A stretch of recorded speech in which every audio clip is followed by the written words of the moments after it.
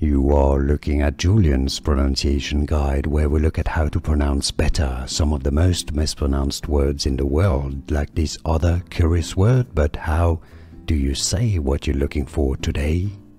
Let's learn how to say this name, the name of a fish, sea bream. In English it's sea bream. I think it has different names as well, maybe snapper. Daurade. Daurade is how it's said in French. French pronunciation. Daurade in English. Daurade.